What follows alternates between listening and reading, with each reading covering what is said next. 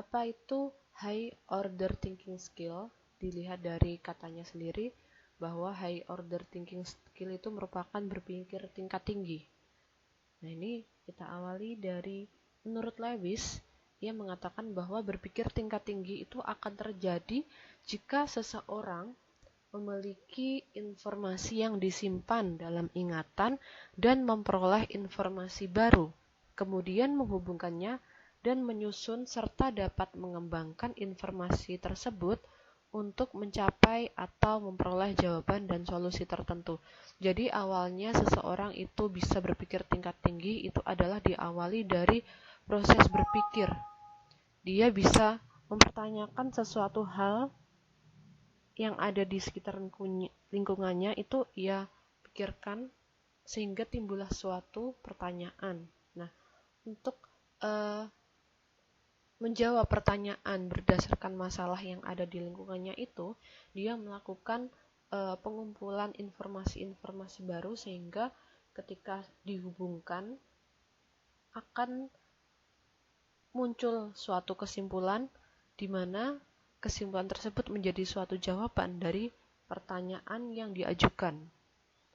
Nah, kemudian menurut Sani pada tahun 2019, berpikir kritis itu merupakan proses berpikir terampil dan bertanggung jawab ketika seseorang mempelajari suatu permasalahan dari semua sudut pandang tentunya dan terlibat dalam penyelidikan sehingga dapat memperoleh opini, penilaian, atau pertimbangan yang terbaik menggunakan kecerdasannya untuk menarik kesimpulan. Jadi, menurut pendapat Sani ini, suatu berpikir kritis itu merupakan suatu berpikir yang sifatnya itu objektif. Jadi tidak bisa hanya melihat dari satu sudut pandang saja, tetapi harus bisa melihat sesuatu hal itu secara objektif, di mana bisa melihat dari segala sudut pandangnya. Kemudian opininya pun juga mendekati pada sesuatu yang umum. Jadi tidak menurut opininya Mas sendiri. Jika menurut opini sendiri itu akan terjadi suatu hal yang bias. Jadi tidak sesuai jika nanti pada akhirnya dibandingkan dengan hal yang diakui secara umum oleh masyarakat atau oleh orang lain. Kemudian, menurut Ibrahim, high order thinking skill atau berpikir tingkat tinggi itu merupakan suatu konsep reformasi penelitian berbasis taksonomi hasil belajar atau taksonomi Bloom. Jadi, high order thinking skill itu tahapannya atau ciri-cirinya seperti apa itu sudah ada tersusun dalam taksonomi belajar yang disusun oleh Bloom. Nanti kita akan pelajari pada materi selanjutnya. Nah, jadi dari beberapa pengertian para ahli tadi terkait dengan high order thinking skill, itu bisa kita simpulkan bahwa berpikir tingkat tinggi itu merupakan kemampuan untuk menghubungkan, kemudian memanipulasi, dan mengubah pengetahuan serta pengalaman yang sudah dimiliki secara kritis dan kreatif dalam menentukan keputusan untuk menyelesaikan masalah pada situasi baru.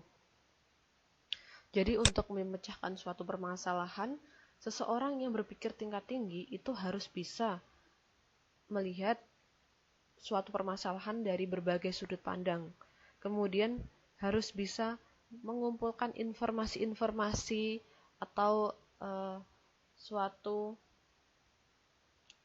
fakta-faktanya, kemudian dihubungkan dan juga diolah sehingga akan terjadi suatu keterhubungan antara beberapa konsep yang pada akhirnya akan terbentuk suatu konsep ilmu pengetahuan yang menjadi jawaban atas permasalahannya tadi. Itu merupakan konsep atau seseorang bisa dikatakan berpikir tingkat tinggi itu seperti itu.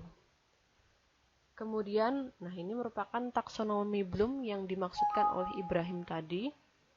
Jadi taksonomi Bloom itu ada yang belum revisi dan sekarang ini yang revisi itu menurut Cardwell, disempurnakan lagi menurut Cardwell, itu ada 6 tahapan Yang pertama ada remembering. Jadi dalam remembering itu seseorang itu mampu mengingat sesuatu pengetahuan atau mengingat fakta-fakta yang terjadi dari pengalaman dan lingkungannya.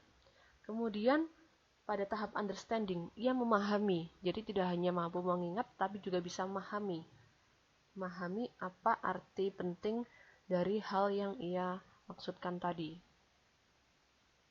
Kemudian applying itu merupakan penerapan, menerapkan sesuatu yang sudah ia pahami tadi, kemudian dilakukan suatu analisis yang diterapkan tadi itu sudah benar, apakah masih ada kekurangannya, itu dianalisis, kemudian dievaluasi kekurangannya itu, jika membutuhkan perbaikan itu perbaikannya yang seperti apa, itu dievaluasi. Kemudian creating itu merupakan mencipta dari sesuatu yang sudah diterapkan, dianalisis dan dievaluasi, itu dibuat atau diciptakan suatu produk di mana itu produk itu sesuai dengan permasalahan yang sudah dibahas pada tahap sebelumnya tadi. Nah, ini merupakan beberapa tingkat berpikir tingkat tinggi menurut Bloom, revisi yang sudah disempurnakan oleh Cardwell. Selanjutnya kita akan berbicara mengenai model-model pembelajaran dengan pendekatan student center atau pembelajaran berbasis siswa aktif, keaktifan siswa.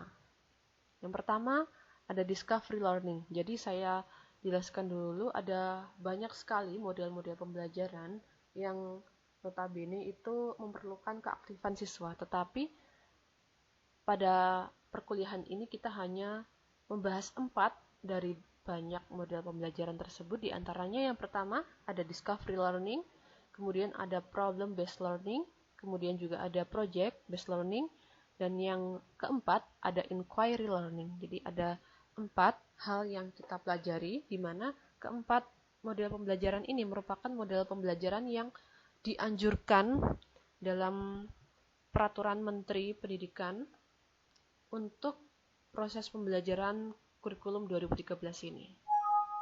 Kita awali dari discovery learning terlebih dahulu. Apa itu discovery learning? Yang namanya discovery itu artinya penemuan. Jadi pembelajaran berbasis penemuan, begitu ya. Kita pelajari dulu, model discovery learning itu didefinisikan sebagai proses pembelajaran yang terjadi bila pelajar tidak disajikan dengan pelajaran dalam bentuk finalnya, tetapi diharapkan dapat mengorganisasi sendiri.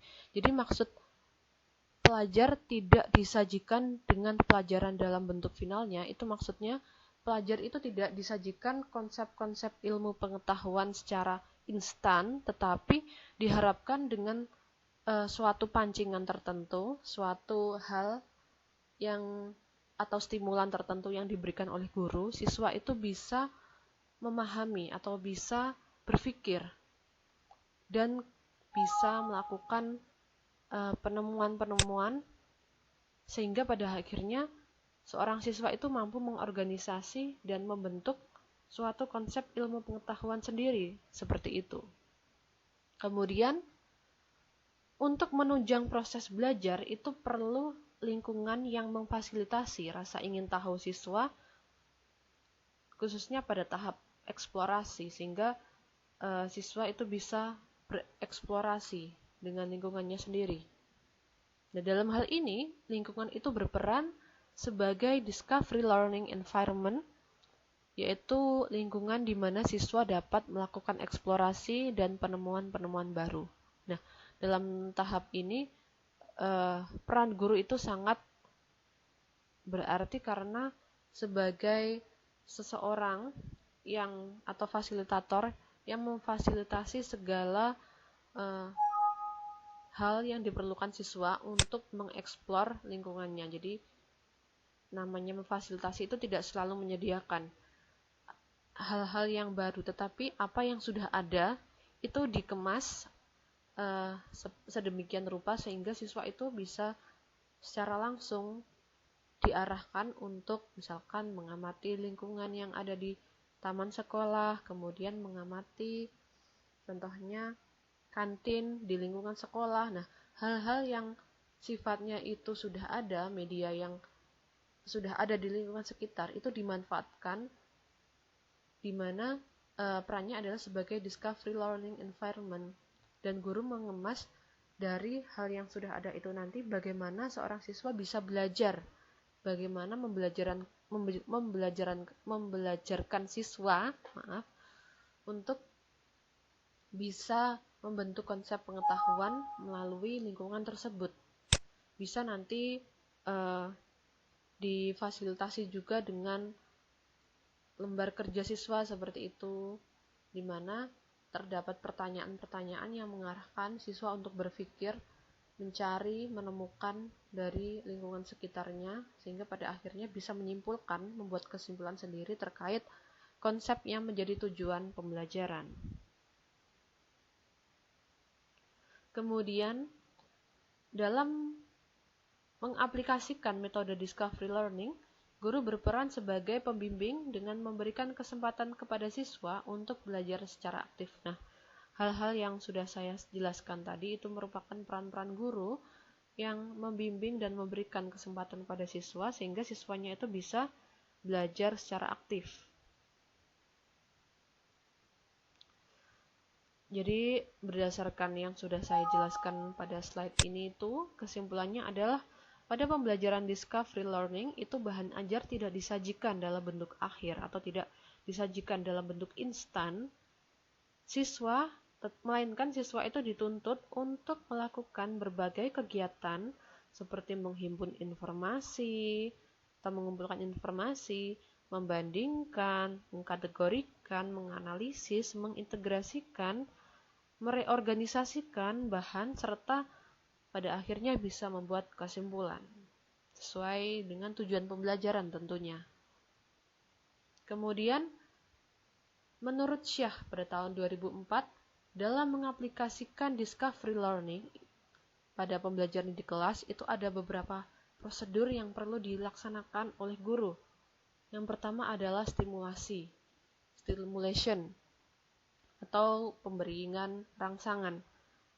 Jadi pertama-tama pada tahap ini itu siswa diharapkan bisa dihadapkan pada sesuatu yang menimbulkan tanda tanya, dalam artian siswa itu bisa bertanya-tanya terkait suatu rangsangan yang diberikan oleh guru.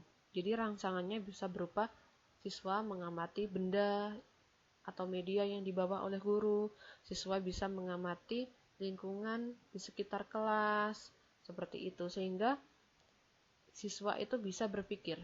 Contoh mudahnya saja, misalkan ketika lampu di kelas masih menyala, misalkan seperti itu, guru bisa memberikan suatu pertanyaan pancingan.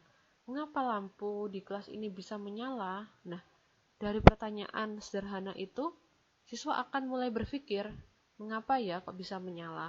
Apakah karena ada listrik, ada baterai, atau karena memang dinyalakan, atau seperti apa? Nah, itu merupakan pertanyaan stimulus atau rangsangan yang menjadikan siswa itu bisa berpikir. Kemudian yang kedua ada problem statement